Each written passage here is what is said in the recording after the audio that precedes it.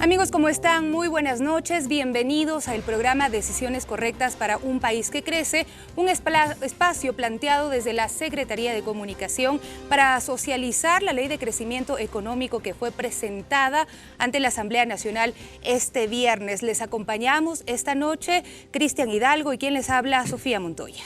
Hola Sofía, amigos televidentes, ¿cómo están? Muy buenas noches, qué gusto poder compartir con ustedes este programa especial de domingo por la noche, donde efectivamente junto a nuestros invitados podremos efectuar un balance, hacer un análisis mucho más minucioso del contenido del proyecto de ley que el gobierno ha denominado de crecimiento económico y que fue enviado el día viernes por la noche a la Asamblea Nacional para que en los próximos 30 días el Parlamento tenga la posibilidad de tramitar esta norma. Nos acompañan hoy en nuestros estudios el ministro de Economía y Finanzas, Richard Martínez, Marcos López, delegado del presidente de la República a la Junta Política de Regulación Financiera y Monetaria, y Marisol Andrade, directora nacional del Servicio de Rentas Internas. Con ellos vamos a dialogar durante los próximos 60 minutos, Sofía.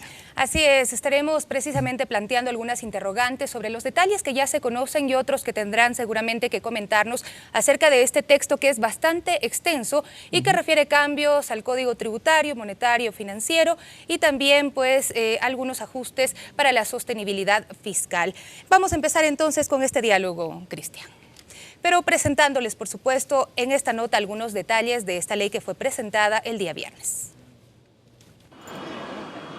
El proyecto de la Ley para el Crecimiento Económico que fue entregado este viernes a la Asamblea Nacional propone cambios a los códigos tributario y monetario. Su objetivo, según las autoridades de Estado, es reactivar la economía del país, garantizar la independencia del Banco Central, atraer inversiones extranjeras, facilitar trámites, eliminar impuestos que no respondan a la realidad nacional. Para esto se propone eliminación del anticipo al impuesto a la renta, eliminación de obligación de retención en la fuente para cerca de 100.000 empresas, declaración semestral de IVA, reducción del ISD para compra de materias primas y bienes de capital. Como medida de responsabilidad, se recaudará la contribución de empresas con ingresos mayores a $1 millón anuales durante 3 años. Entre 1 y 5 millones aportarán 0.1%, entre 5 y 10 millones de dólares el 0.15% y sobre los 10 millones de dólares un 2% de sus ingresos. Además, personas naturales con ingresos por sobre $100.000 no podrán descontar gastos personales para el cálculo del impuesto a la renta. Por otra parte, se beneficia a la ciudadanía a través de la eliminación de aranceles para teléfonos inteligentes y computadoras, créditos para vivienda de interés público y social con tasas preferenciales de 4.99% a 25 años plazo. Se condonará la acumulación de intereses de créditos educativos. En la ley también se modifica el impuesto a consumos especiales y se grava bebidas gaseosas con contenido de azúcar menor o igual a 25 gramos por litro de bebida y bebidas energizantes, bebidas no alcohólicas y gaseosas con contenido de azúcar mayor a 25 gramos por litro de bebida por cada 100 gramos de azúcar añadida. Servicios postpago de telefonía móvil y planes que comercialicen únicamente voz, datos y SMS. Y a las fundas plásticas con 10 centavos de dólar. También se contempla la reducción de costos a 3 sectores estratégicos productivos: agrícola, industria y construcción. Bien, quiero empezar esta ronda de preguntas, primero dando la bienvenida. Autoridades, ¿cómo están? Muy buenas noches. Quiero, por favor, hacer un balance general de los objetivos que han sido incluidos en esta norma que remitieron el día viernes a la Asamblea Nacional. Empezar efectivamente analizando cuáles son esos objetivos. Se habla, por ejemplo, del tema de sostenibilidad fiscal y de la necesidad, señor ministro, quiero empezar con usted, de buscar mecanismos para defender la dolarización. ¿Es así? ¿Hay que buscar esos mecanismos? Buenas noches. Buenas noches, un saludo a la ciudadanía, a Marcos y a Marisol también. La ley tiene tres grandes componentes. El uno es un esquema tributario mucho más integral, modernizado para poder recaudar más, pero también para aliviarles la vida a los emprendedores y facilitar la inversión. El segundo componente tiene que ver con reformas al Código de Finanzas Públicas, justamente para buscar reglas a largo plazo que nos permitan mantener las cuentas fiscales estabilizadas. Y el tercero, que es el Código Monetario y Financiero, donde buscamos dotarle al Banco Central de mucha más autonomía. ¿Para qué? Para garantizar que las reservas puedan estar cubiertas de una manera adecuada y que el sistema monetario en el futuro no tenga riesgos. Como nosotros vemos, esta reforma estructural va a permitir al país en el largo plazo crecer más. El tema tributario es evidentemente en el que seguramente hay más interés por parte de la ciudadanía, pero el tema fiscal y el tema monetario, dado que son macros, igual nosotros queremos abrir el debate para que los ecuatorianos puedan conocer por qué estamos haciendo estas reformas.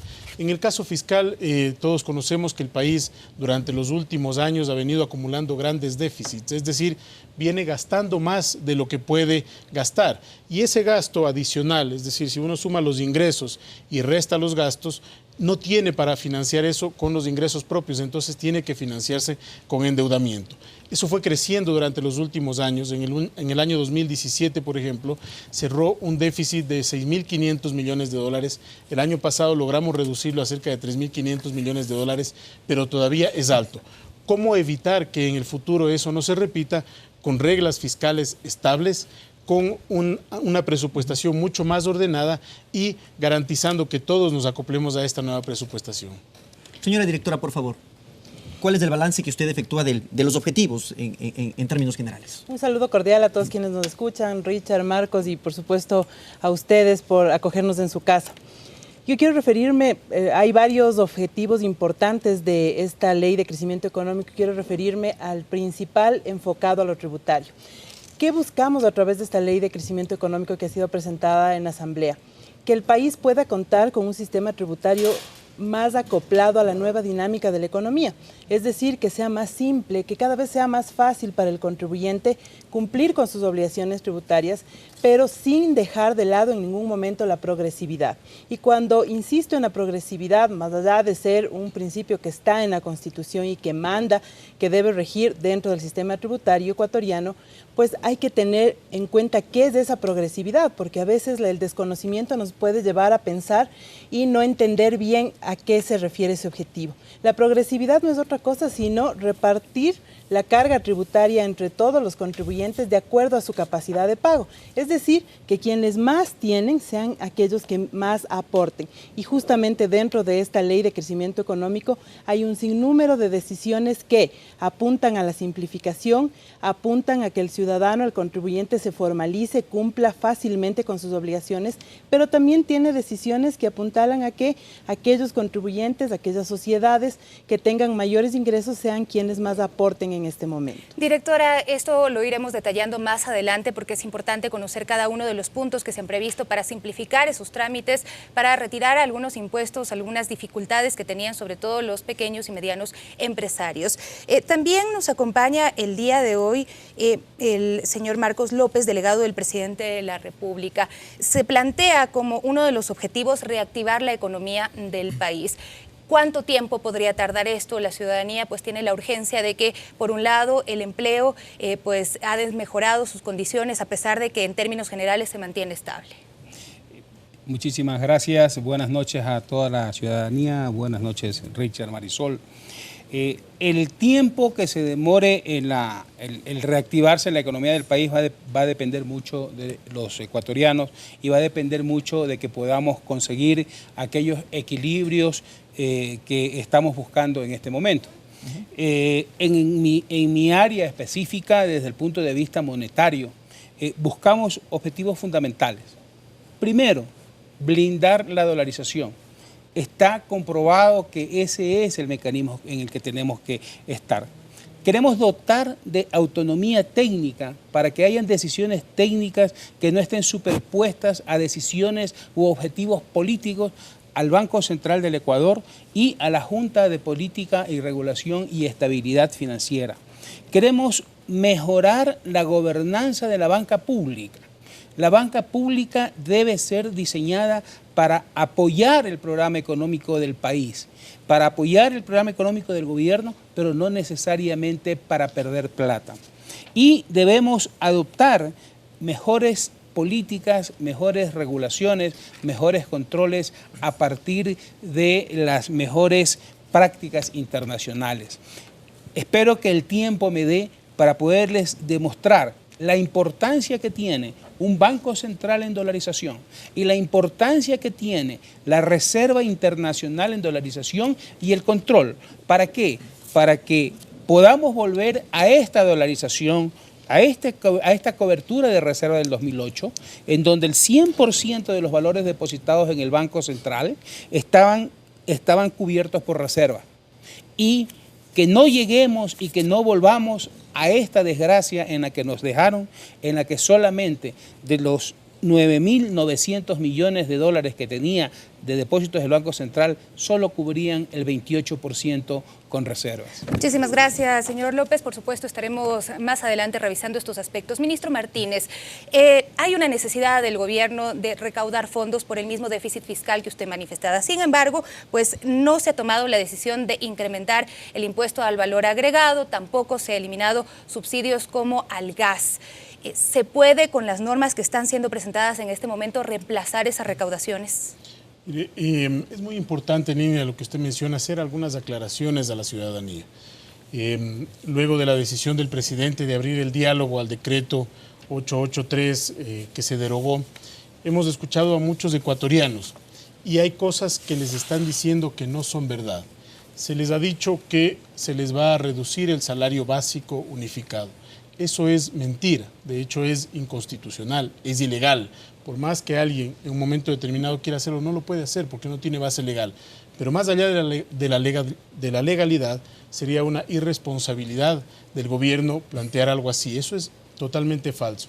Lo segundo es que también se les ha dicho a los ecuatorianos que el gobierno entrega un bono a los venezolanos. Eso no es correcto, ¿sí? El bono que entrega el Estado ecuatoriano es justamente para las personas ecuatorianas que están en riesgo y en vulnerabilidad. En consecuencia, me parece muy importante lo que usted menciona, justamente por este enfoque de desinformación que estamos viviendo día a día, fruto de todo el proceso que vivimos hace poco, que apunta más allá de la parte económica y que tiene un claro afán político. Para equilibrar las cuentas fiscales era necesario tomar la decisión relacionada con los subsidios. Hemos visto el efecto que ha tenido y la preocupación en los ciudadanos, y eso nos lleva entonces a abrir un diálogo donde ya tenemos cerca de 60 encuentros con organizaciones de distintas partes del país para escuchar sus preocupaciones y poder avanzar en ese retiro de los subsidios, pero de una manera justa y equilibrada. Específicamente de la gasolina y el diésel. Específicamente los combustibles, exactamente. En el caso del gas, en el gas no se considera absolutamente nada, no se va a topar el subsidio al gas, no se va a incrementar el precio del gas, eso no está planificado, y el decreto 883 establecía claramente el ajuste en los subsidios de la gasolina y el diésel.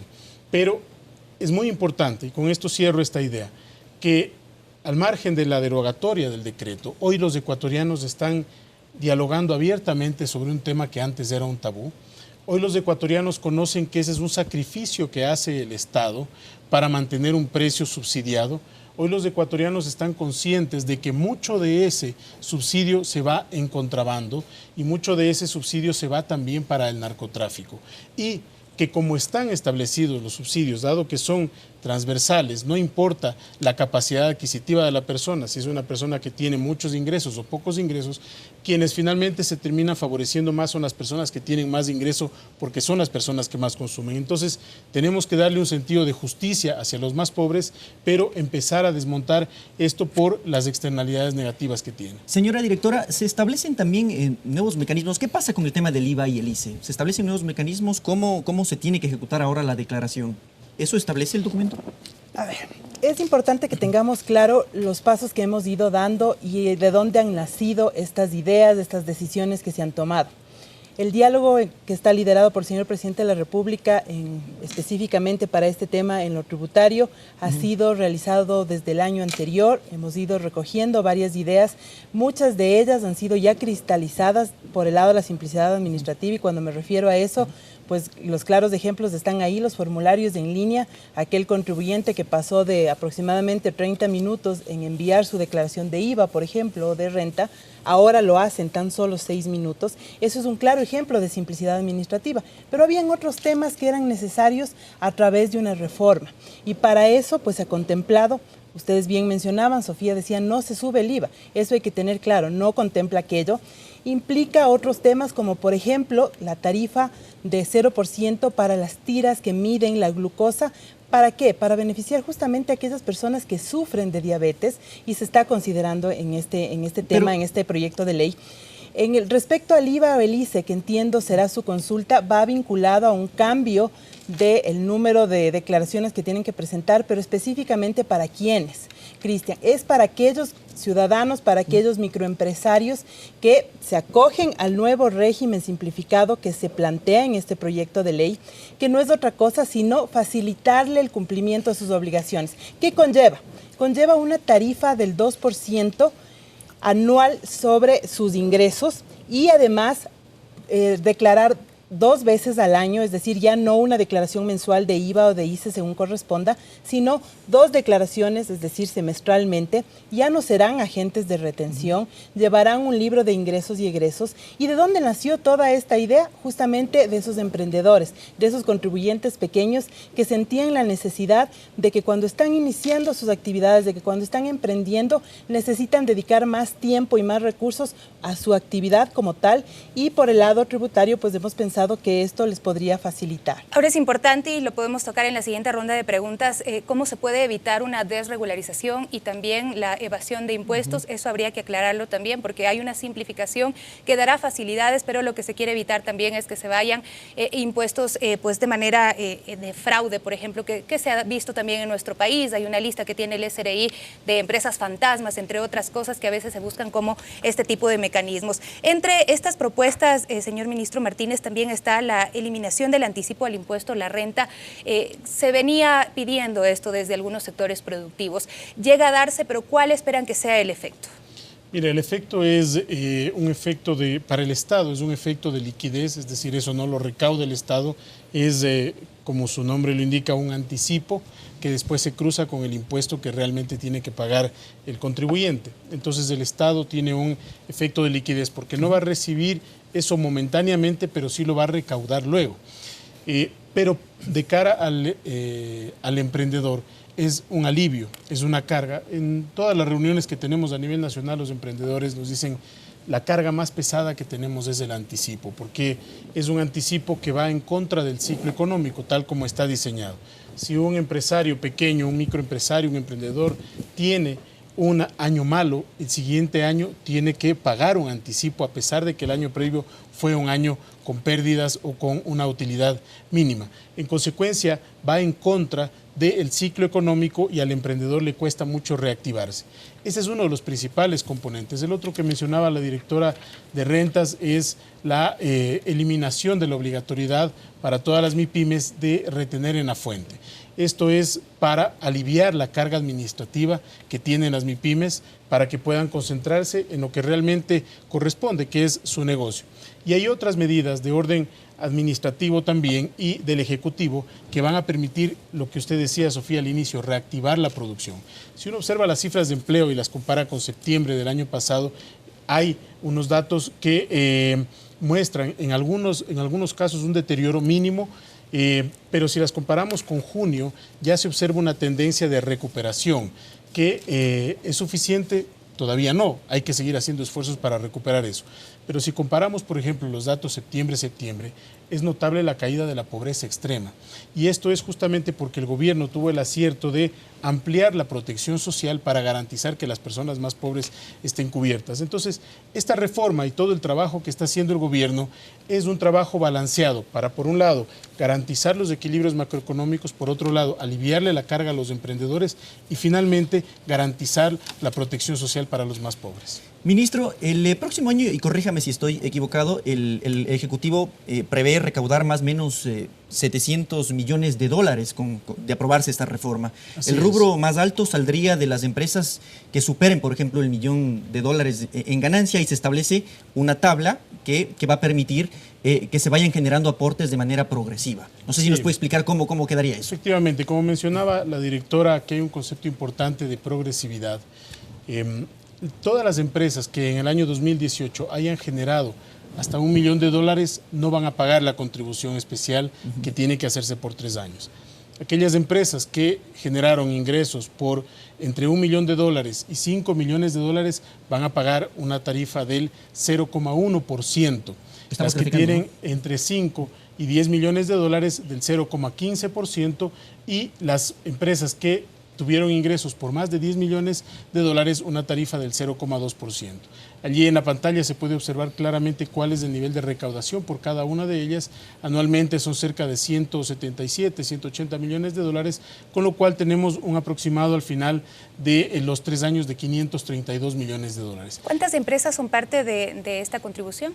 Bueno, allí podemos ver en la pantalla, son cerca de 9.000 empresas, 10.000 empresas, y las empresas que tienen menos de $1 millón de ingresos son 41.000. Es decir, estamos sacando de la base de contribución a todas aquellas microempresas, empresas que están en el día a día, que le estamos quitando esta carga que mencionábamos en el día a día en un campo de subsistencia muchas veces, y que necesitan oxígeno. Entonces, la reforma cumple con el objetivo de simplificación, cumple con el objetivo de aliviar la carga a las empresas, y por el otro lado, garantizar que tengamos los recursos suficientes para seguir cubriendo el déficit y garantizando sostenibilidad fiscal a largo plazo. Importante también apuntar cuál es la propuesta del Gobierno Nacional en este momento, vivida la coyuntura de las paralizaciones que afectaron a muchas empresas.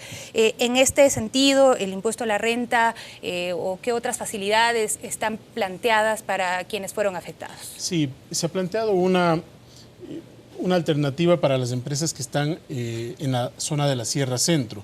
Las provincias de Chimborazo, Cotopaxi y Tungurahua, por ejemplo, van a pagar el año siguiente una tarifa reducida del impuesto a la renta en el 10% de la tarifa actual, que es 25%, entonces pagarán 22,5%. Eso para, nuevamente, solidarizarnos con la actividad económica, pero no es suficiente eso. Nosotros estamos trabajando en la reactivación dentro de esas zonas. Los ministerios de Agricultura y de la Producción están activamente trabajando allí durante el fin de semana, así lo han hecho, y hay que reactivar esas zonas con crédito preferencial.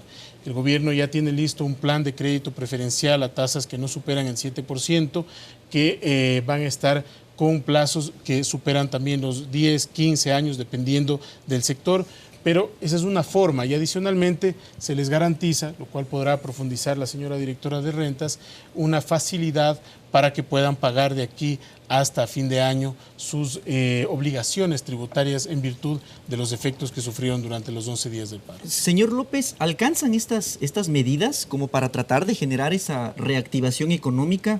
¿Qué sectores, por ejemplo, podrían estar dentro del objetivo del Gobierno Nacional en torno al contenido de estas reformas?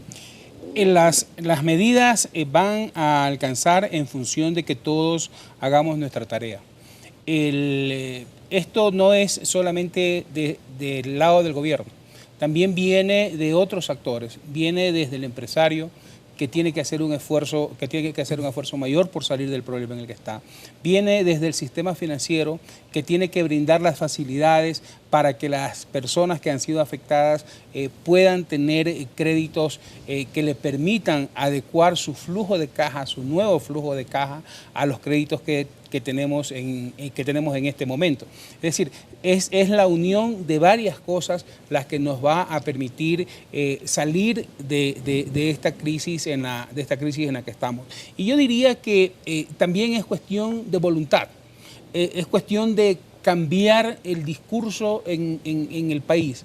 Los ecuatorianos tenemos que aprender a ser más optimistas, tenemos que empezar el día bien. Y por otro lado, los últimos hechos creo que han dejado cicatrices en donde tenemos que ir a buscar nuevamente el reencuentro de todos los ecuatorianos para que unidos podamos salir del momento en el que estamos pasando. Estamos hablando de que esto se da precisamente este apoyo por una coyuntura que surgió a raíz de las paralizaciones y estas afectaciones que por ningún punto de vista estaban planificadas por los productores que han sido afectados, floricultores, blocoleras, lecheros, entre otros, ¿no? Sin embargo, pensando más allá, también esta ley plantea algunos beneficios para el sector de la agroindustria, para el sector de la construcción y para todas las industrias. De eso queremos hablar cuando volvamos en este programa que socializa la Ley de Crecimiento Económico. Vamos a una pausa y regresamos para continuar dialogando con las autoridades sobre el contenido de esta reforma que fue enviada a la Asamblea Nacional.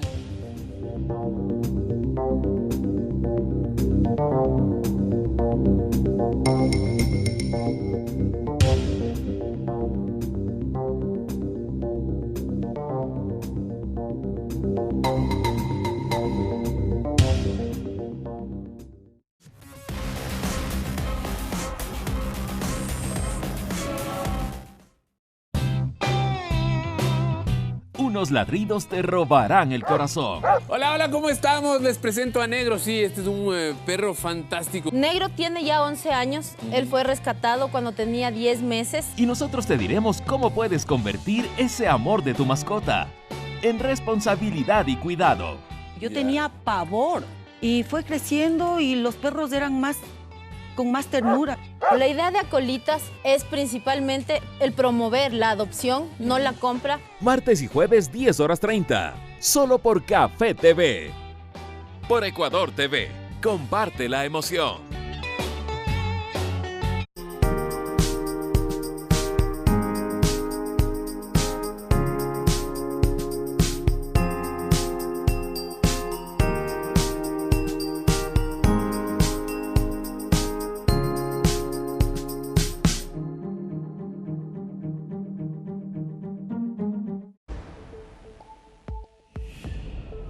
Vivimos en un mundo conectado, donde constantemente ocurren hechos con repercusiones globales. Aquí, examinaremos las noticias y eventos que marcan el mundo. Con una investigación profunda, analizaremos las consecuencias de las decisiones políticas, económicas y sociales de los líderes mundiales. Enfoque Mundial. Una mirada a los principales acontecimientos del mundo moderno. Sábado 20 horas. Por Ecuador TV. Este es un programa para la gente que ama explorar y descubrir historias. Una tierra rica, diversa y hermosa. Presentaremos a gente extraordinaria como estas mujeres en Bolivia recuperando su herencia cultural, o este estudiante de 14 años que creó un banco para que otros chicos se alejen de las calles. Emprendedores que hacen la diferencia todos los días. Estreno, domingo 27 de octubre, a las 21 horas, por Ecuador TV. Comparte la emoción.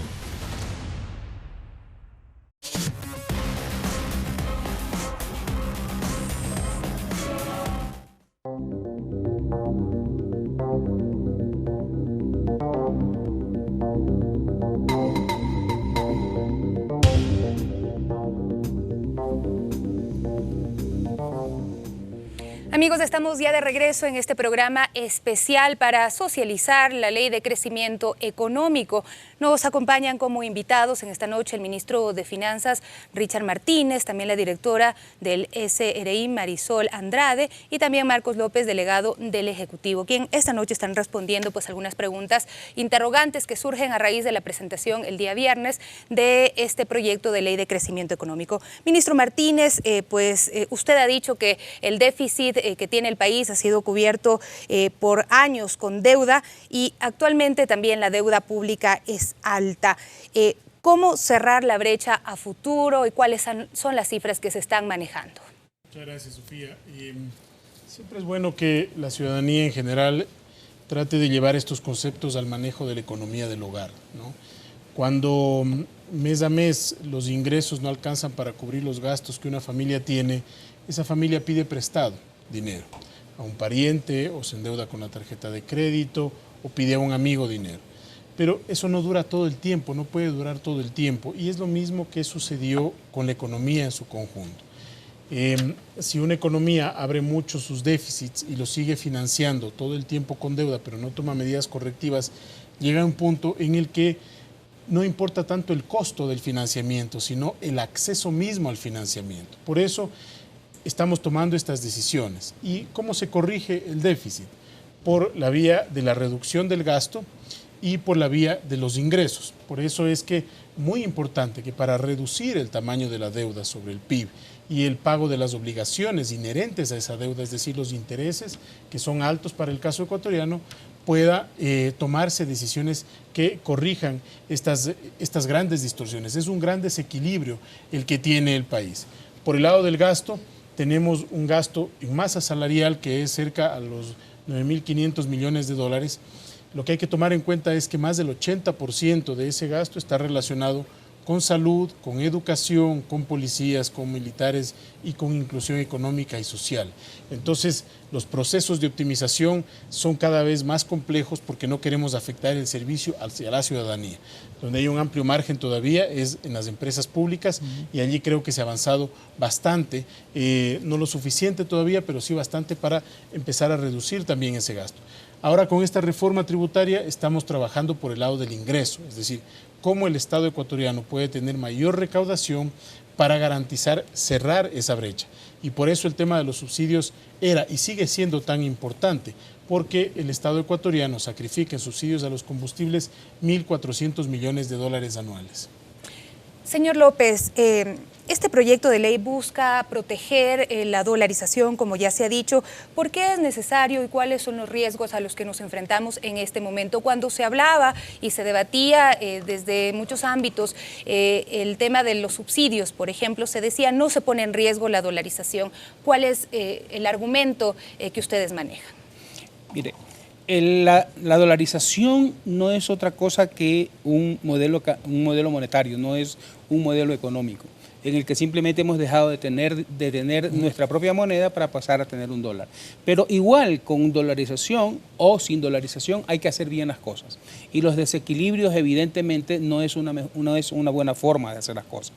Desde el punto de vista de la parte monetaria, ¿por qué se pone en riesgo la dolarización cuando no se maneja bien este aspecto?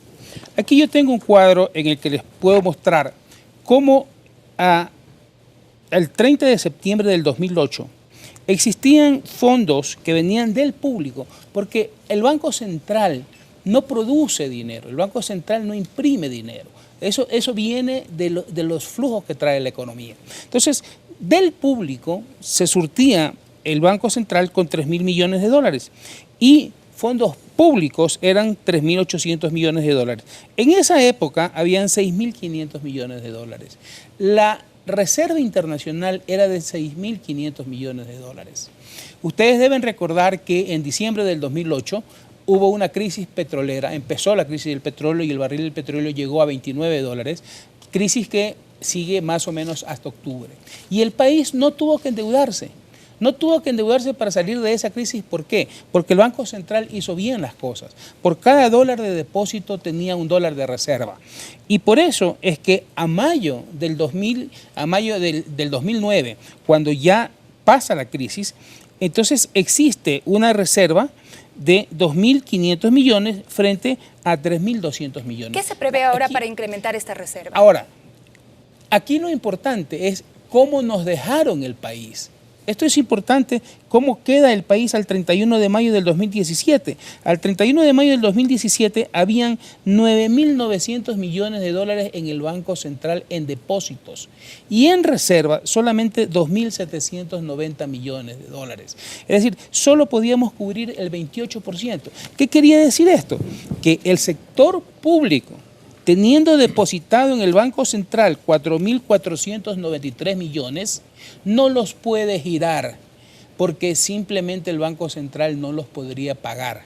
De allí la importancia de poder mantener esta regla de que por cada dólar de depósito hay un dólar de reserva. Ahora, ¿qué estamos haciendo? Nos dejaron con un 28% de cobertura total. Nos dejaron con un 52% de cobertura de los depósitos que vienen del público. Es decir, lo que nosotros le hemos dado para que nos den moneditas, el encaje bancario, que es dinero que nosotros le damos a los bancos y los bancos tienen que dejar en el Banco Central. Hoy esa cobertura está en 40% de la cobertura global y 105% la cobertura de los depósitos que vienen del público. El momento en que nosotros tengamos nuevamente la regla 1 a 1, en ese momento nos vamos a despreocupar mucho más de estos problemas de que no salgan divisas del país. Ministro Martínez, en este proyecto de reforma que ustedes enviaron a la Asamblea, que más o menos tiene 200 páginas, más de 400 artículos, se establece también que se fijará un techo presupuestario para las instituciones públicas y que, por ejemplo, el incremento del presupuesto general del Estado, que ahora puede ir hasta el 15%, quedará en el 5%. Quiero que me explique ese punto y le dejo planteada también la pregunta de si ya se conoce o ya se tiene establecido cuándo ustedes podrán enviar el documento a la Asamblea Nacional. Perfecto. Efectivamente, el proceso de presupuestación tiene varios pasos a seguir. Y uno de ellos, que ha estado suelto por mucho tiempo, es que las entidades no tienen un techo presupuestario al cual sujetarse. Entonces, ¿qué sucede? Que cada institución del sector público envía su presupuesto y posteriormente el Ministerio de Economía y Finanzas es quien define cuánto asignar en función de la capacidad de financiamiento que tiene. Pero, ¿qué instituciones?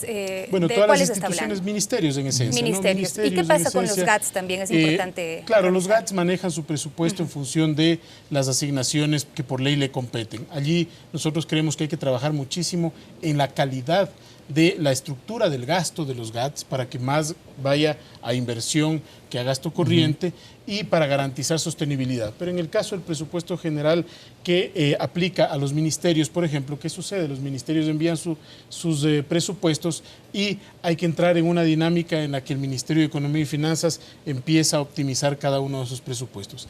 Eso es poco eficiente y además desgastante en el trabajo del día a día de cada una de las instituciones. Entonces, ¿qué vamos a hacer? Vamos a poner techos presupuestarios.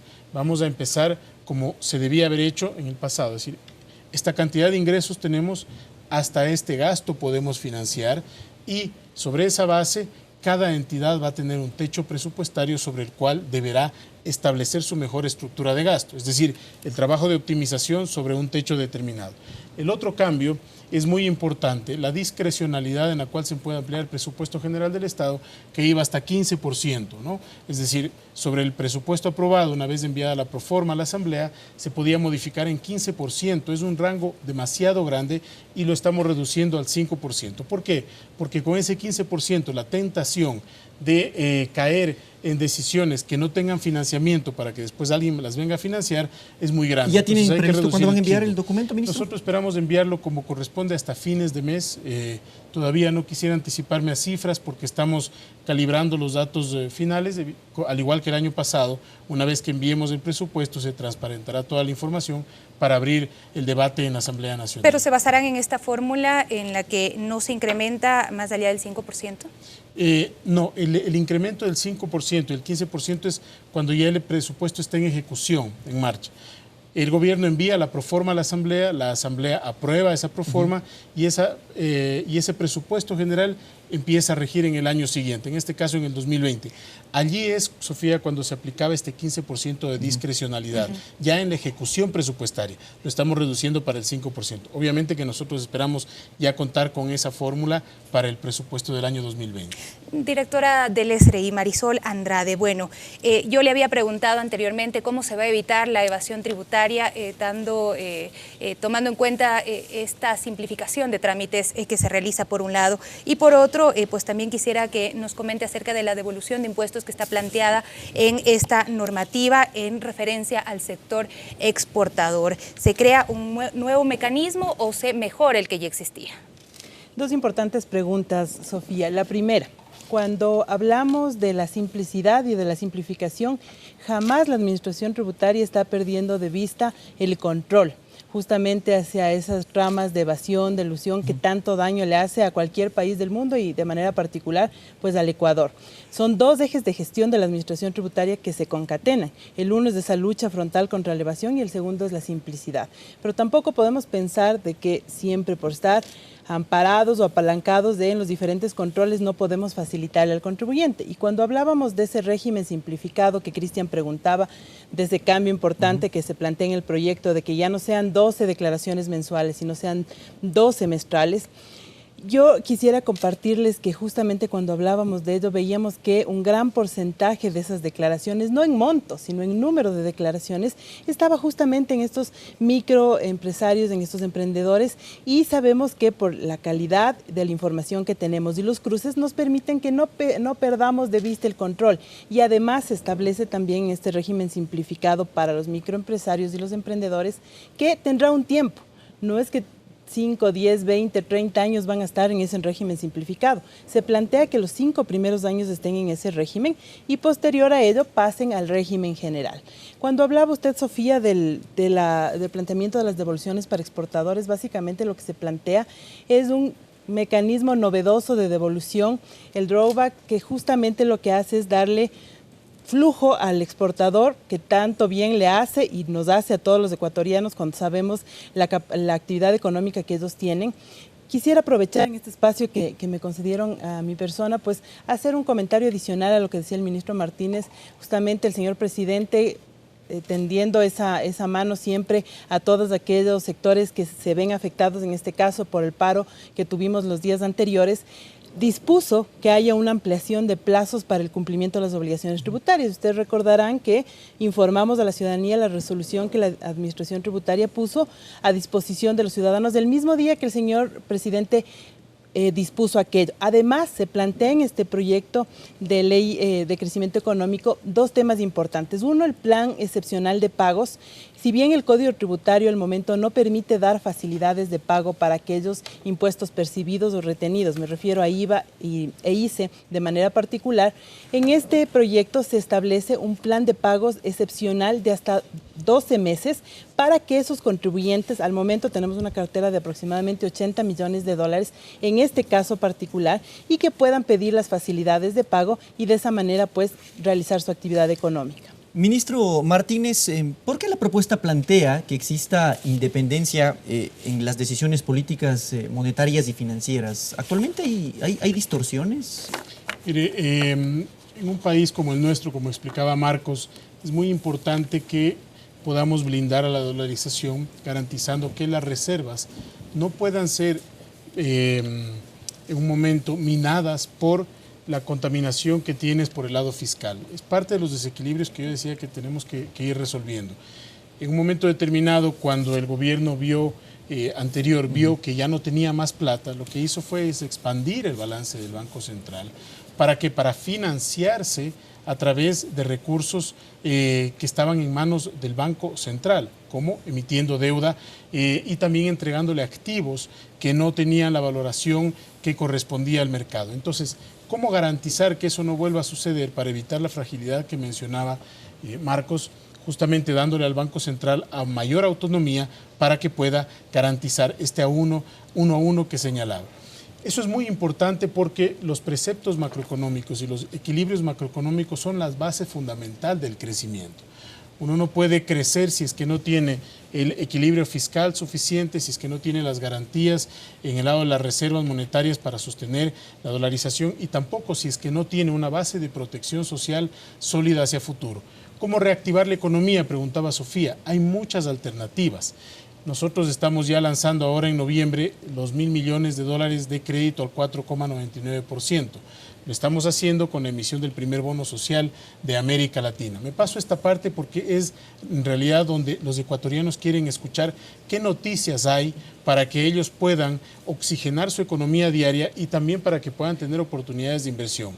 Estos $1.000 millones al 4,99 nos van a permitir ponerle dinámica a uno de los sectores más importantes en la economía por el nivel de encadenamientos que existe. Ministro, solo para culminar esto, pero son políticas que tienen que ir de la mano con el tema de la optimización del aparato del Estado. ¿Eso también se incorpora? Sin lugar a dudas. Le consulto esto porque la reforma laboral de momento entra a un proceso de diálogo, ¿no? Sí, la reforma laboral, sí, pero la reforma laboral, ojo, es porque queremos dialogar con quienes no tienen trabajo.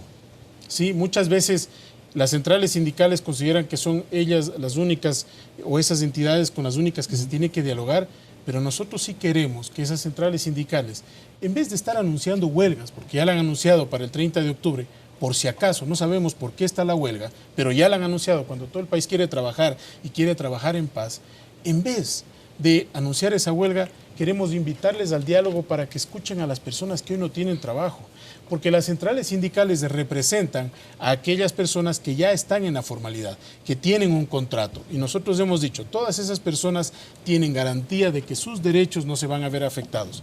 Pero ¿qué pasa con las personas que hoy no tienen empleo? ¿Cómo escuchar a esas personas para entender cuál es su realidad y salir del esquema ideológico por momentos o del esquema de ver solamente hacia lo tradicional y no pensar en cómo abrirles oportunidades a estos ecuatorianos? Señor López, volviendo también, para no dejar flojo el tema del Banco Central, de la autonomía que se está buscando, ¿cómo se piensan incrementar las reservas y cuáles son los mecanismos que están establecidos en esta Ley de Crecimiento Económico? Bien. Yo creo que es fundamental que sepamos en dónde nos quedamos para saber qué es lo que tenemos que hacer. ¿Por qué un banco central tiene que ser autónomo y no depender como dependió durante 10 años de la voluntad política del presidente de la República? Porque durante esos 10 años vendieron al banco, al MEF, a valor cero, un bono AGD por 1.320 millones de dólares, que debió haber sido pagado por los banqueros que cerraron, y sin embargo lo pasaron a un valor cero, lo que significa una condonación de deuda para esos señores banqueros. La transferencia de valor cero del Banco del Pacífico de propiedad del Banco Central a CFN, cuando tenía un valor de 350 millones, y luego se lo devuelven como dación en pago, porque repartieron utilidades no realizadas de tenencia en oro por 500 millones, porque se apropiaron de 480 millones de derechos especiales de giro que le corresponden al Banco Central. Esta fue la forma como descapitalizaron al Banco Central, estando en un régimen en el cual el Banco Central no tenía autonomía, sino que dependía de la voluntad política del presidente. Y además nos dejaron con un déficit de reservas de 7.000 millones de dólares. El total de dólares que circulan en el país es de más o menos 15.000 millones de dólares. Nos han dejado con un déficit de reserva de 7.000 millones de dólares. ¿Esto qué es lo que quiere decir? No es otra cosa que si hubieran emitido monedas de las nacionales por 7.000 millones de dólares y nos las hubieran repartido a todos los ecuatorianos. Señora directora, sin lugar a dudas nos deben estar observando también en la costa ecuatoriana. ¿Qué contempla el proyecto para el sector bananero? Entiendo que hay algunas políticas en materia económica y tributaria que establece ese documento. Así es, Cristian. Dentro del proyecto de la Ley de Crecimiento Económico se establece dos temas importantes, tanto para el sector bananero como para todo el sector agropecuario. Y me refiero básicamente al impuesto a la renta único. Sabemos la complejidad de la actividad económica en ambos sectores, el bananero dentro del agropecuario, por supuesto, y lo que se ha establecido es que si bien al momento tenemos un impuesto a la renta único para el sector banano, lo que se ha hecho en este proyecto es simplificar, facilitar ese impuesto a la renta único para el sector bananero y también establecer o crear un nuevo impuesto a la renta único que reemplaza el régimen general para este sector y que nos permitirá tanto a los contribuyentes como a nosotros trabajar en conjunto en la formalización. Yo quisiera, al inicio el ministro Martínez hizo algunas puntualizaciones respecto a varias mentiras que se han arrojado durante estos días, y una que corresponde y que relaciona justamente a la recaudación tributaria es aquella mentira tan irresponsable que ha sido divulgada y repetida varias veces respecto a que el gobierno perdonó 4.500 millones de impuestos, con cifras oficiales que las puedo certificar a quien así lo necesite. Pues en ese momento, el año anterior, cuando se aprobó la ley de fomento productivo que contenía la remisión, a ese momento, en agosto del 2019, la cartera total del Servicio de Rentas Internas era de 4.500 millones, que incluía un valor de impuestos, de intereses, multas y recargos. Lo que se perdonó fue las multas y recargos. Así es, Sofía, usted lo tiene clarísimo, porque en varias ocasiones en este mismo medio de comunicación, pues estuvimos informando cada mes cuánto recaudábamos. Entonces, no son 4.500 millones que se perdonó en impuestos, jamás se perdonó impuestos. Lo que se hizo es perdonar intereses y multas derivadas de 1.250 millones de dólares que ganó, que recuperó el Estado a través de esa remisión, como lo hizo en los 8 procesos anteriores durante los últimos 40 años en procesos de remisión tributaria. Ministro Martínez, lo habíamos dicho anteriormente, esta coyuntura nos ha llamado a pensar en algunos sectores que se vieron afectados por las paralizaciones. Sin embargo, hay otros que dentro de este proyecto de ley son prioritarios, como la agroindustria, las industrias y también la construcción. ¿Cómo se beneficiarán estos sectores? Dentro del proyecto de ley hay algunos instrumentos, pero también hay otros que son complementarios que vienen desde el Ejecutivo. Por ejemplo, en el caso de la agroindustria, de la manufactura y también de la construcción, se aprobó hace 2 semanas en el COMEX una reducción de aranceles para aquellos insumos, materias primas, es decir, el impuesto a la importación de los insumos, materias primas y bienes de capital que no se fabrican en el país, para abaratar los costos a los productores, de tal manera que puedan tener acceso a bienes más baratos. Y allí tenemos algunos ejemplos, por ejemplo, motocultores, tractores, herbicidas, insecticidas, que se reducen su costo a través de la reducción del arancel. Entonces, esto va a llegar de forma más económica al productor. Y luego tenemos el tema de la construcción que mencionaba, el gran plan del presidente de la República, Casa para Todos, se va a complementar ahora con este nivel de colocación de $1.000 millones al 4,99%. ¿Para qué tipo de viviendas? Viviendas de interés social y viviendas de interés público, que vayan hasta $70.000 y desde $70.000 hasta $90.000. Es decir, viviendas para clase media, media baja, clase popular, a intereses del 4,99% y a un plazo de 15 años. Eso gracias a la gestión del gobierno, que logró concretar un bono social con apoyo del Banco Interamericano de Desarrollo, que va a ser emitido en el mes de noviembre. Eso forma parte del conjunto de decisiones que nos permite, por un lado, ir sanando la economía, reduciendo el déficit, y por el otro lado, reactivando también a estos sectores que necesitan mucho más oxígeno. Usted hacía referencia al tema de los exportadores, muy importante, Sofía. En el caso de los exportadores enfrentan condiciones adversas en el mundo. Y cuando uno ve el tipo de cambio de otros países, es decir, cuántos dólares o cuántos pesos uno tiene que pagar por cada dólar, por ejemplo, en Colombia ha devaluado mucho su moneda, y eso le ayuda al exportador, porque cada dólar que trae puede cambiarlo por más pesos en su economía, lo hace más competitivo. En el caso del Ecuador, dado que estamos dolarizados, nosotros tenemos que encontrar otros mecanismos para incentivar las exportaciones, que son tan importantes porque ingresan divisas al país, y hemos perfeccionado el sistema de devolución automático porque hay un principio básico que es la no exportación de impuestos, y acá lo estamos perfeccionando. Los invito, autoridades, para hacer una pausa, una brevísima pausa nada más, y regresamos para continuar dialogando del contenido de esta propuesta que el gobierno envió a la Asamblea Nacional. Vamos a una pausa.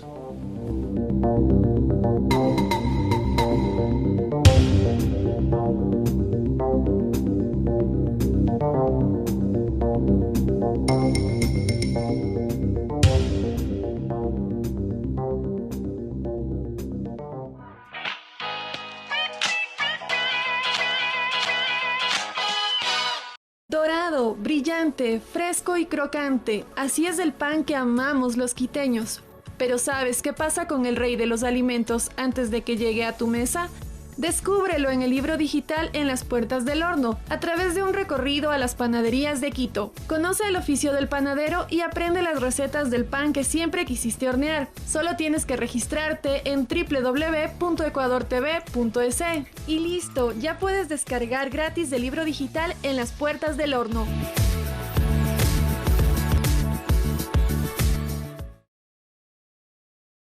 Desde Desde Cero, la revista que promociona a los emprendedores y sus emprendimientos, adivine qué, cumple su edición número 100 y por supuesto, como todas, es coleccionable, pero esta especialmente, pues, tiene que guardarla para siempre. Aquí usted encontrará historia de emprendimientos, encontrará consejos, por supuesto también expertos que le dirán qué es lo mejor que hacer y cuál es la mejor decisión. Todo eso y más aquí en la revista Desde Cero, que circula absolutamente todos los domingos gratis con el teléfono.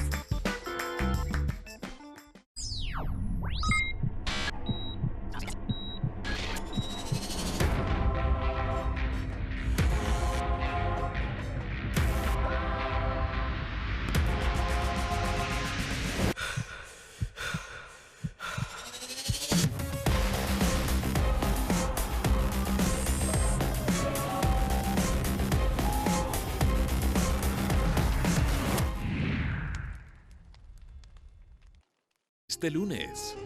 Se llama Manuel da Silva, pero es portugués.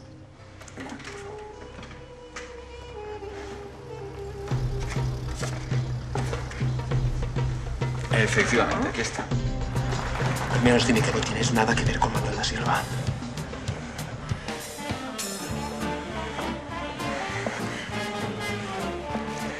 Marcos, por favor, déjame. No puedo hablar contigo. El tiempo entre costuras. Este lunes, 18 horas, por Ecuador TV. Comparte la emoción.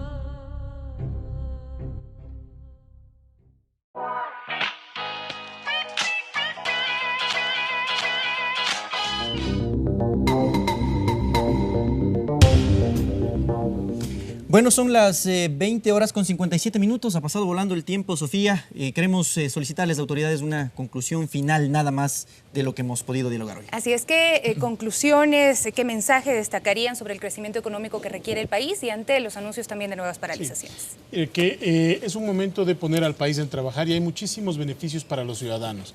Reducciones de costos para tecnología, reducciones de costos para el emprendimiento. Incluso hay una parte que no la topamos, que son las reducciones, la condonación de intereses para aquellos jóvenes que tuvieron crédito para viajar al exterior, para educarse afuera, acá también, y que han estado ahogados en sus deudas. Les estamos dando una condonación y permitiéndoles un crédito para refinanciar su deuda. Eso consta en la ley.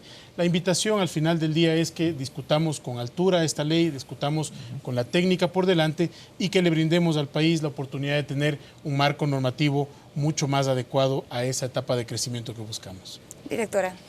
Precisamente todo lo que hemos podido compartir en este momento y otros aspectos que en el devenir de los días podremos ir discutiendo con la ciudadanía en la Asamblea Nacional son, sin lugar a dudas, decisiones que nos ponen a todos a remar a la misma dirección.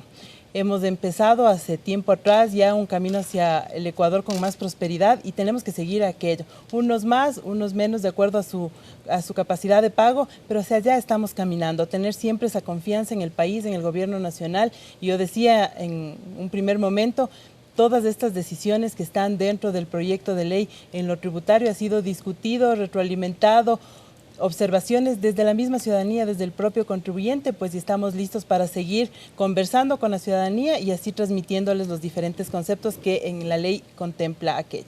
Señor López, su conclusión. El problema en el que estamos no nos va a sacar ni el Fondo Monetario Internacional, ni el Banco Mundial, ni la CAF, ni ninguno de los organismos internacionales. En donde estamos solamente vamos a salir los ecuatorianos.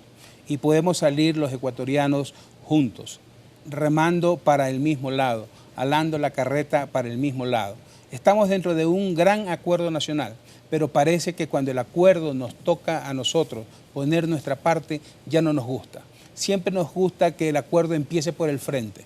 El acuerdo tiene que ser un ganar-ganar para todos, pero ese ganar-ganar para todos es con sacrificio. Solamente en el diccionario el éxito está antes que el trabajo. Tenemos primero que trabajar y trabajar muy duro para poder tener éxito en el país. Muchísimas gracias por acompañarnos a ustedes, nuestros invitados, autoridades de Estado, quienes pues han trabajado esta reforma, esta ley de crecimiento económico para el país. Sofía, autoridades, que tengan una buena noche, ha sido un gusto y les dejamos con una cadena del Gobierno Nacional.